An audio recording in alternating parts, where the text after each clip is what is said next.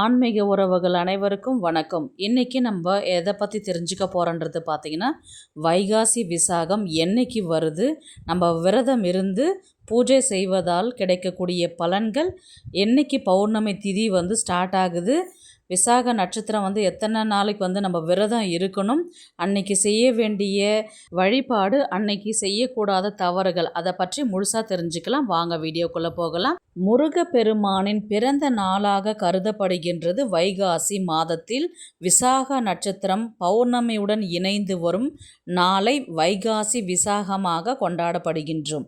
வைகாசி விசாகத்தன்று ஏராளமான பக்தர்கள் பால்குடம் ஏந்தியும் காவடி சுமந்தும் தங்களின் நேர்த்திக் கடன்களை நிறைவேற்றுவார்கள். வைகாசி விசாகத்தன்று விரதம் இருந்து முருகப்பெருமானை வழிபட்டால் நினைத்த காரியங்கள் நிறைவேறும் என்பது ஐதீகம். வேலுண்டு வினையில்லை, மயிலுண்டு பயமில்லை, குகனுண்டு குறையில்லை, கந்தனுண்டு கவலையில்லை என்பார்கள்.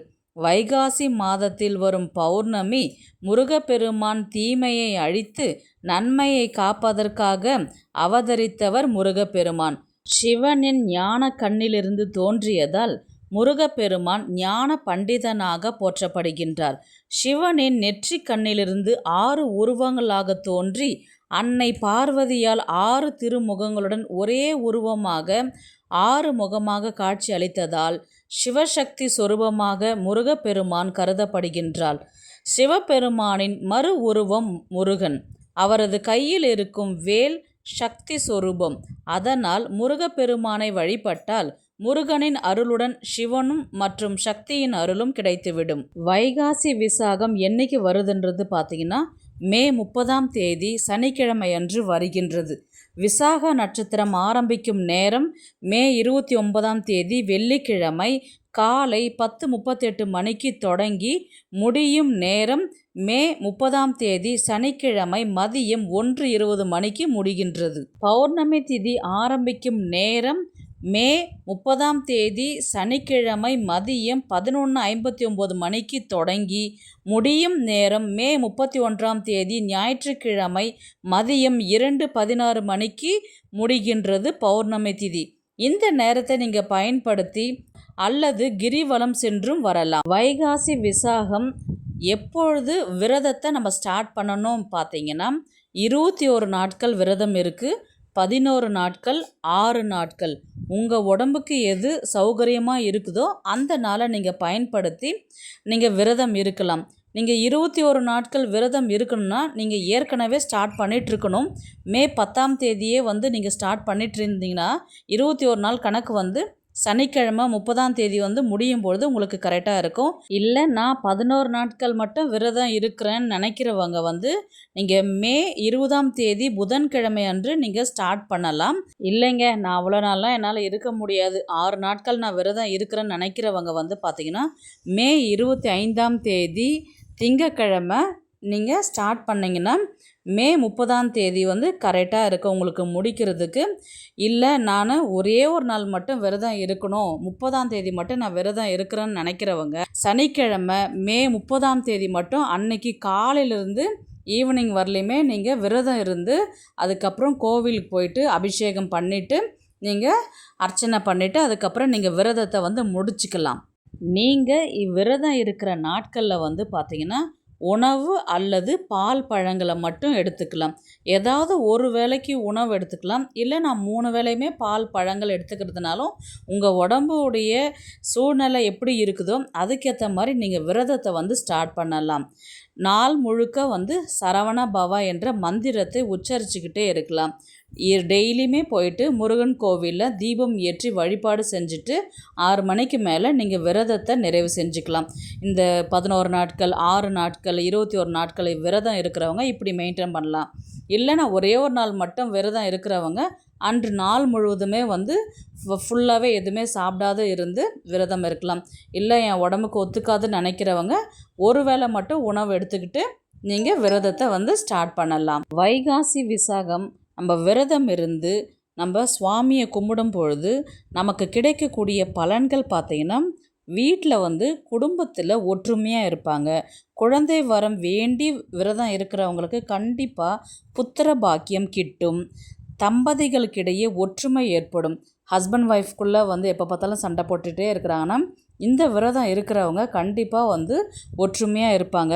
குடும்பத்தில் வந்து ரொம்பவே அமைதியாகவே நிலவும். வருமானம் வந்து அதிகரிக்கும். செல்வம் வந்து அதிகரிச்சுக்கிட்டே இருக்கும்.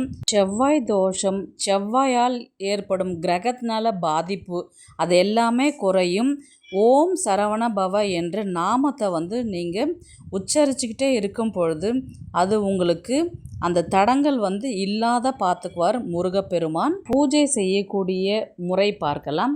நம்ம அதிகாலையில் எழுந்துட்டு வீட்டெல்லாம் சுத்தம் பண்ணிவிட்டு பூஜை அறையெல்லாம் வந்து பார்த்திங்கன்னா பழைய பூவெல்லாம் எடுத்து போட்டுட்டு மஞ்சள் குங்குமம் எல்லாம் வச்சுட்டு வீட்டு பூஜை அறையில் ஒரு நல்ல அழகான பச்சரிசி மாவில் கோலம் போட்டுட்டு அதுக்கப்புறம் வந்து தீபம் ஏற்றி நீங்கள் விரதத்தை வந்து ஸ்டார்ட் பண்ணிவிட்டு அதுக்கப்புறம் வந்து நீங்கள் மந்திரம் சொல்ல ஆரம்பிக்கலாம். உங்களை அன்றாட வேலைகள் வந்து செய்ய ஆரம்பிக்கலாம்.